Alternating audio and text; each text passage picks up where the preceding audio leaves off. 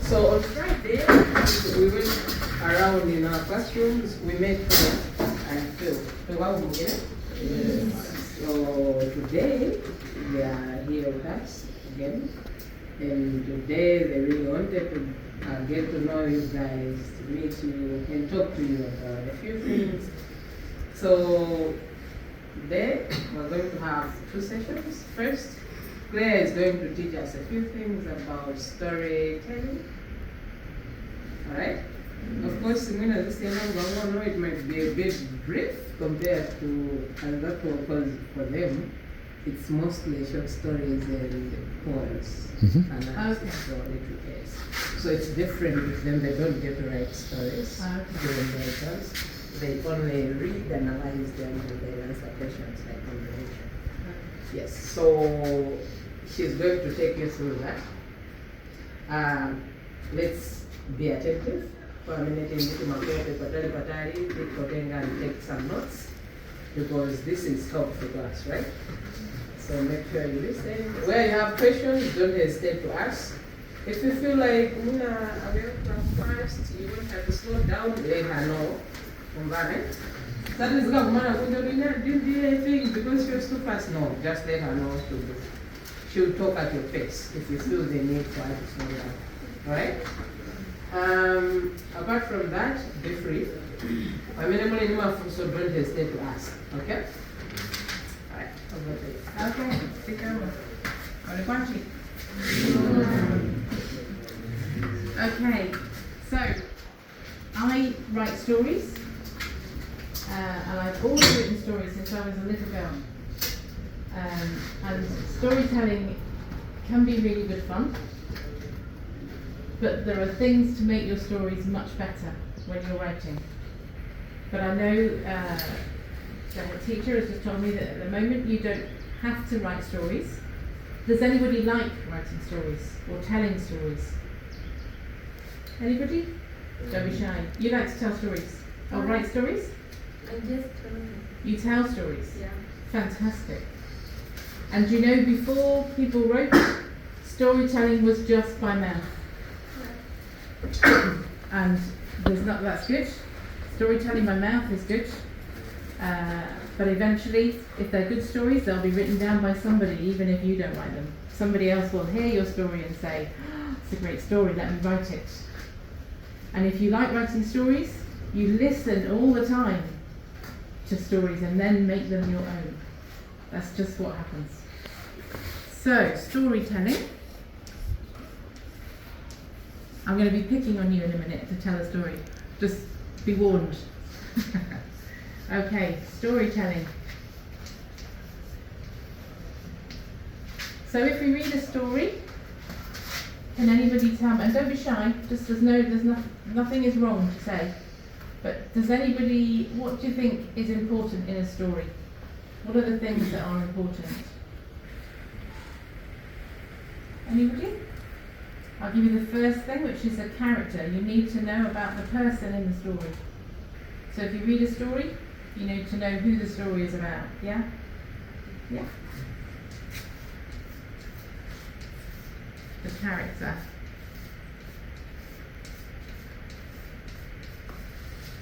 Anything else? Scene.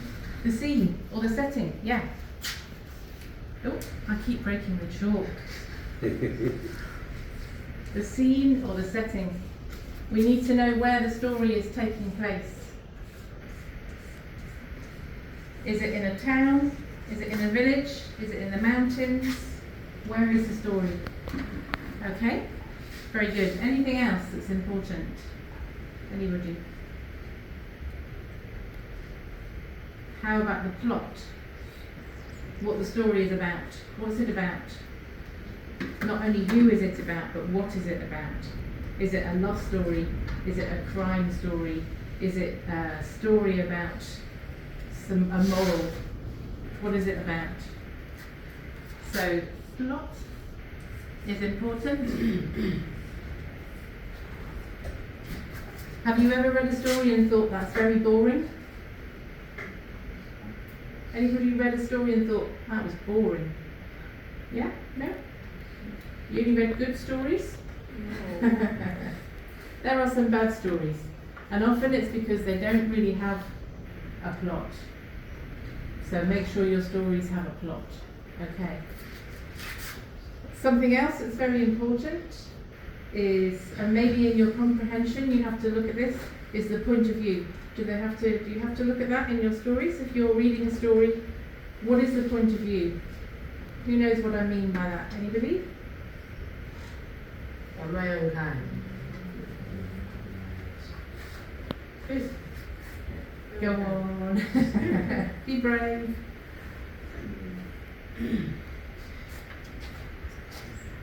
Point of view?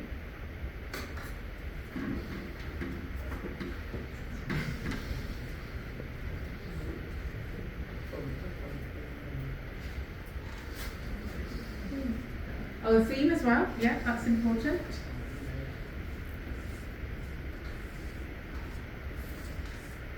Okay. Theme is important.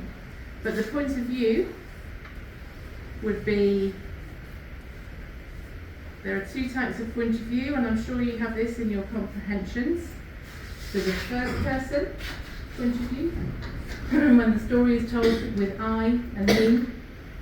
So I went to the school and I met some lovely students. If it's in the third person point of view, she went into the school and she met some lovely students. You see? So this is an important thing as well in a story. What is the point of view? Are we reading the story through the eyes of the person that's telling the story? Or are we reading the story with some distance? We're looking out at the person that the story is about. Do you understand? Yeah? Okay. So these are all very important parts of a story. And often a very good story will have dialogue. It will have characters talking to each other. And when they're talking to each other, they might be talking about the setting. They might be saying, oh, look out of the window. There's a lion outside. There isn't, it's okay. But they might be talking about another character. They might be talking about the plot. So your dialogue is very important in the story as well. So all these things make storytelling. Whether it's verbal storytelling, just telling the stories by mouth, or whether it's written storytelling. Okay? So we're going to talk a little bit about folklore, because there are very old stories that are folklore, and when you're writing a story, you could write a story that's using a folklore and you're telling it again in your own way. You don't have to invent new stories, you can write old stories in a new way. Do you see? Do you understand? Yes. So I'm going to tell you a folklore from the UK. There's a little island between England and Ireland, a little island near Ireland, which is very confusing, but it's called the Isle of Man. And in the Isle of Man, it's where my family are from a long time ago. And there is a character called... Oh, more chalk. I'll have to buy some new chalks still because I'm breaking them. Oh, Finodary.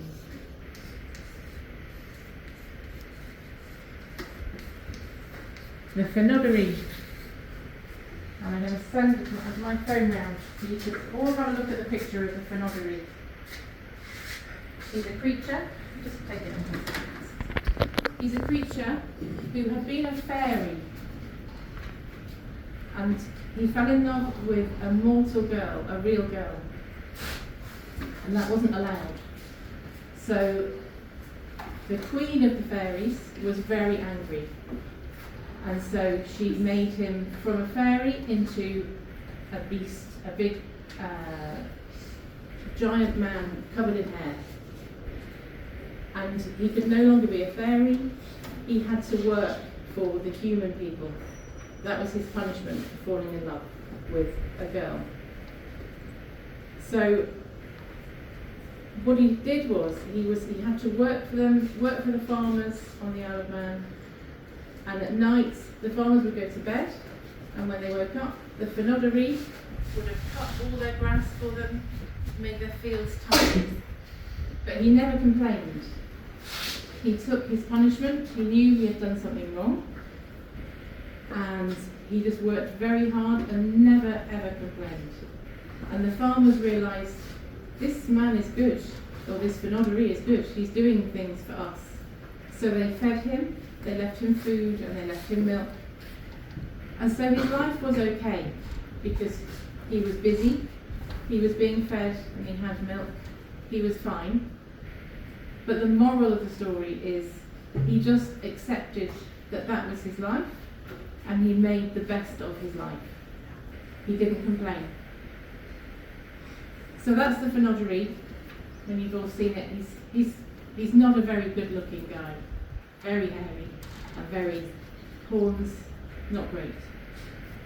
And he had been a sweet little fairy, but that's okay. He just accepted his life and got on with it. And he had the respect of the farmers because he did their work for them. So, can anybody tell me some folklore from Malawi? Somebody brave. I'm looking at you now. Because you're a storyteller. Do you have a story? Do you want to come up to the front? Be brave. Well done.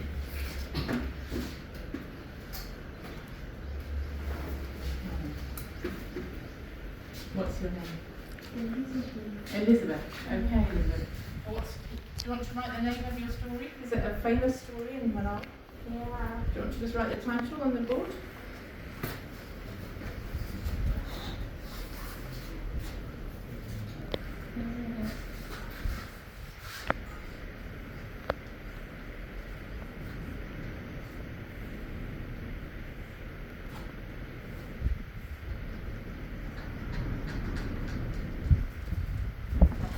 Okay, thanks Elizabeth. So tell me about the hair. A long time ago, there was a previous hair.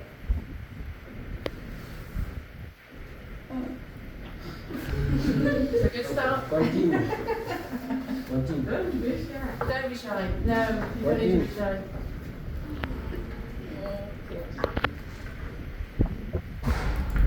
And he had a best friend who was a hyena. One day, Hare went to the streets and laid down and played dead as if he pretended as if he was dead. And when a cat came full of bread, then the owner came and said that, oh, see, Hare is dead. And then he put the hare in the car. Then the hare ate all the bread and escaped.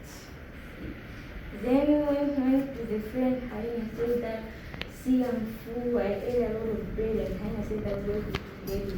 And then he told the hyena that you go on the road and trade bread, and then you eat a lot of bread there. And then hyena went there and prayed daily. When the owner took them, the hyena inside the car said that the owner with the hyena received is really dead. And then the hyena started to cry, and then he ran away instead of going inside the car. See? And then the hyena started complaining to her that what you said was a lie. You just fooled me. Then they become enemies. Oh. Okay, the hair was very clever. Okay, I like the fact that the hare is the hero of that story. That's good. Very good. Well done, Elizabeth.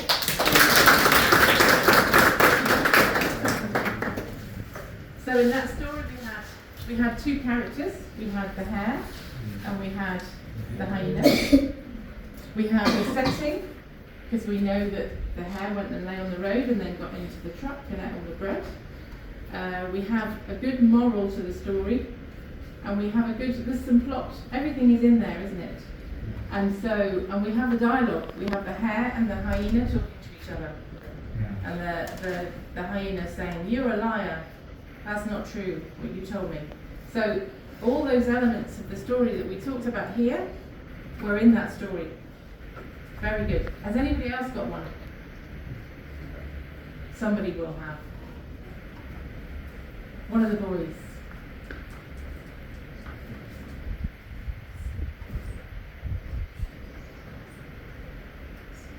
We need a story from a boy. Come on.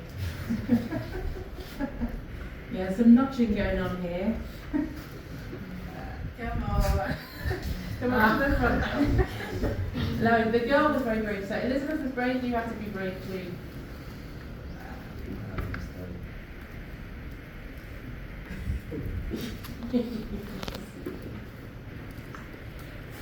You sure? No. Anybody else? I'm going to get one of the teachers to pick on you. Come on, teachers. The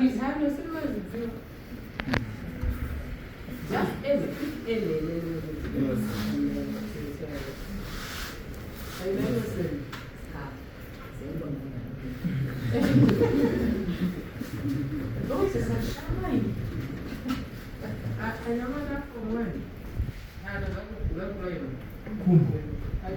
Where's Kumbu? The blue. Yeah. Be brave. What's your favourite stories?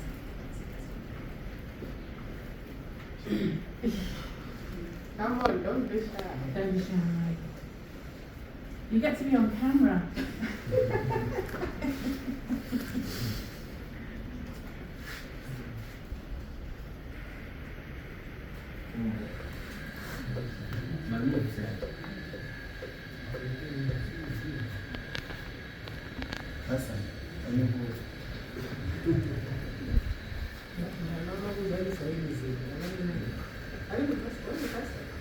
Yes, Come on.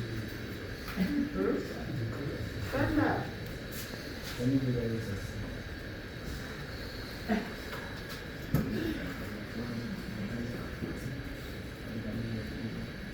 Nobody.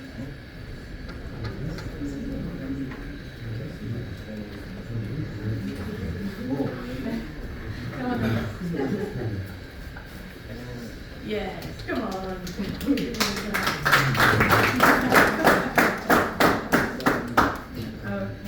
well done. What's your name? Ashan. Do you want to write the title of your story on here? Yeah.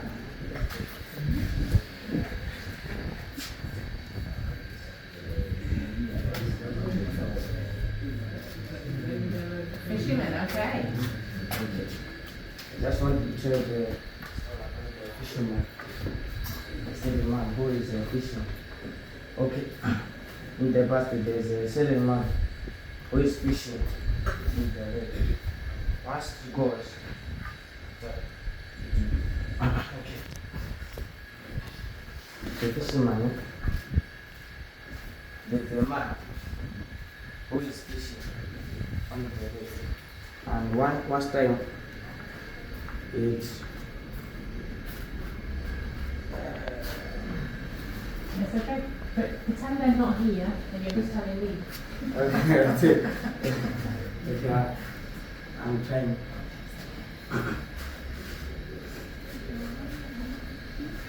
Okay, there's a fisherman who is able, okay?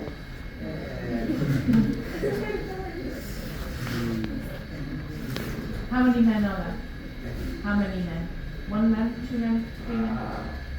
Only one, Only one, okay. yeah.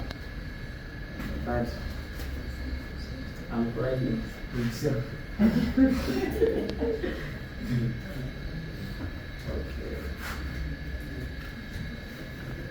Okay. There's a fishman. Fishman. Yeah. who is fishing on the lake of Malawi. Mhm. At a certain time, he found the crocodile, which was very hungry.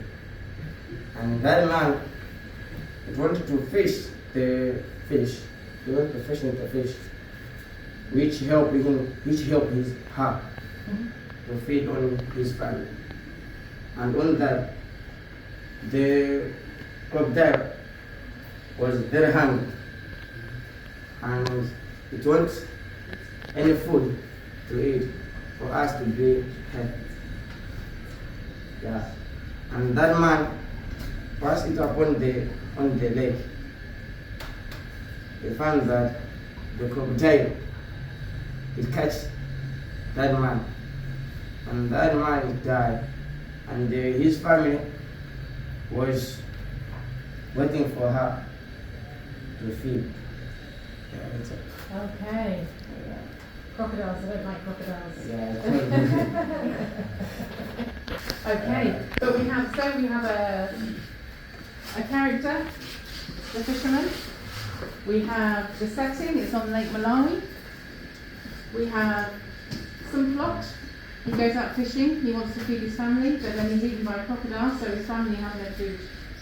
We have a theme, and we could have a point of view. We could be talking about, we could have it from the point of view of the fisherman.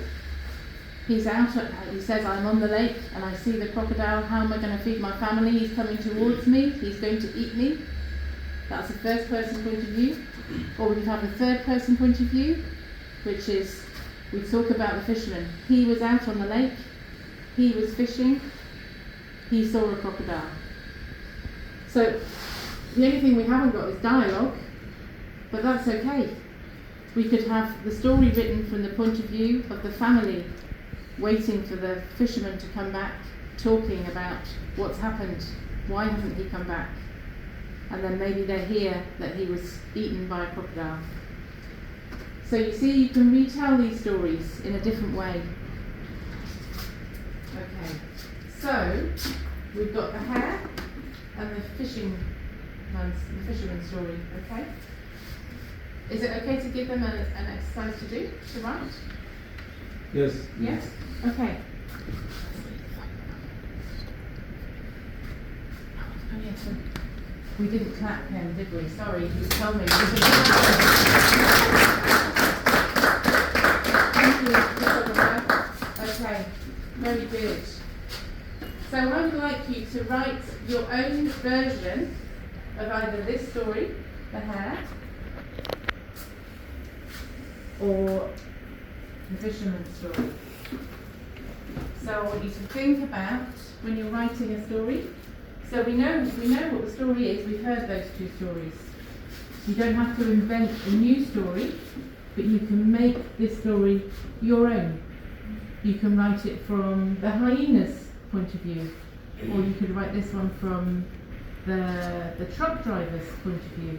Doesn't matter. You make it how you want it to be. But I want, when you're writing, have a think about these things. Make sure that you're talking about the setting and the character and the plot, and maybe have some dialogue if you can. Have people talking to each other like the hyena and the hare. Have some conversation between them. Okay? Does everybody know what they've got to do? They've got to write a story, either this one or that one, in their own way. Okay. Do you all understand what I want you to do? Give it a try. What I say, I still remember the